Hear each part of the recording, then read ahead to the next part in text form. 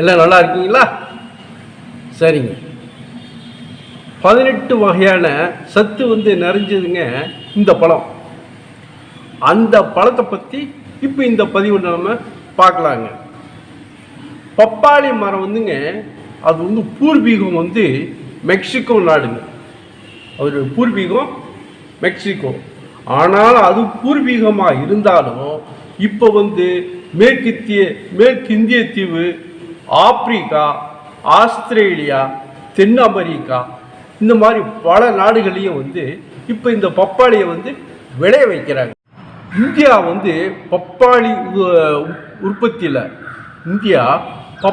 உற்பத்தியில் முதல் இடத்துல இருக்குங்க. மொத்த இந்த பயிரிட்டு விளையதில் பப்பாளி அதில் 42% பப்பாளி இந்தியாவில் தான் விளையுதுங்க. அதே மாதிரி உலகத்தில் அதிக அளவில் பயிரிடப்படக்கூடிய வெப்பமண்டல பயிர்களில் 3வது இடத்தை பிடிச்சிருக்கிறது இந்த பப்பாளி தாங்க. இந்த பப்பாளிக்கு தாவரவியல் பெயர்னா அது கரிகா பப்பாயா. தாவரவியல் பெயர் கரிகா பப்பாயான்னு சொல்லுவாங்க. பப்பாளி ரொம்ப எளிதாக கிடைக்கக்கூடியது, விலையும் மலிவானது, எல்லா காலங்கள்லையும் கிடைக்கும். இது செரிமான பிரச்சனைக்கும் ரொம்ப நல்லதுங்க. உடம்புடைய ஆரோக்கியத்தை மேம்படுத்தக்கூடியது, கண் பார்வையை பாதுகாக்கக்கூடியது, தோல், முடி இதெல்லாம் ஆரோக்கியம் வச்சுக்க உதவக்கூடியது இந்த பப்பாளிங்க. அது மட்டும் இல்லாமல் நரம்புங்க பலப்படவும், ஆன்மம் பலப்படவும், அது மட்டும் இல்லாமல் இரத்த விருத்திக்கும், ஞாபக சக்திக்கு, இதுக்கு எல்லாத்துக்குமே இந்த பப்பாளி ஒரு நல்ல அருமையான மருந்துங்க. இந்த பப்பாளியில் வைட்டமின் ஏ இருக்குது. Vitamin A, vitamin C, folate, niacin, thiamine, riboflavin, இரும்பு, கால்சியம், நார்ச்சத்து இந்த மாதிரி பல சக்திங்க இந்த பப்பாளியில் இருக்குதுங்க. இந்த பப்பாளி இலை ஜூஸ் இருக்குங்கல்ல, அதை நீங்கள் 3 நாளைக்கு அந்த ஜூஸை, பப்பாளி இலையோட ஜூஸை 3 நாளைக்கு தொடர்ந்து சாப்பிட்டீங்கன்னா உங்கள் வயசுலேயே 20 வயசு கம்மியாயிரும்னு சொல்கிறாங்க.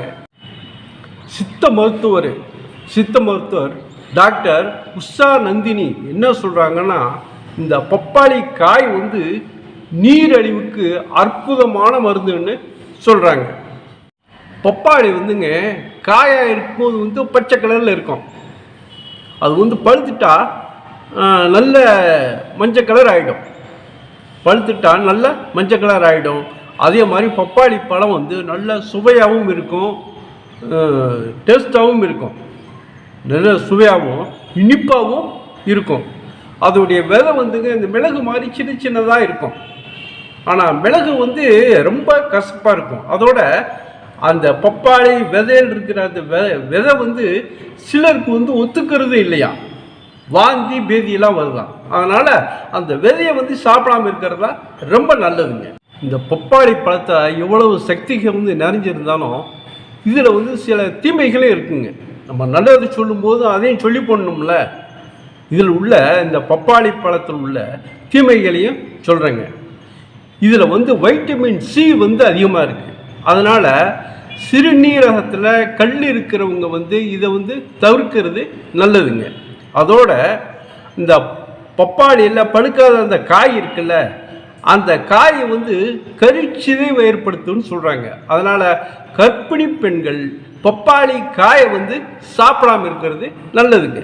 அதே மாதிரி இந்த இதய துடிப்பில் சிக்கல் இருக்கிறவங்க பப்பாளி சாப்பிடக்கூடாதுங்க, எடுக்காமல் இருக்கிறது தான் நல்லது. அதோட பப்பாளியில் பல நன்மையும் ஒன்றும் இருக்குங்க. ரொம்ப நன்மைகள் இருக்கிறதுனால சாப்பிட தகுதியானவங்க சாப்பிட்றது அவங்க ஆரோக்கியத்துக்கு ரொம்ப நல்லது. உடம்புடைய ஆரோக்கியத்துக்கு சிறந்த இந்த பப்பாளியை சாப்பிடுங்க. வேற ஒரு நல்ல பதிவோட மறுபடியும் உங்களை சந்திக்கிறேன். நன்றிங்க.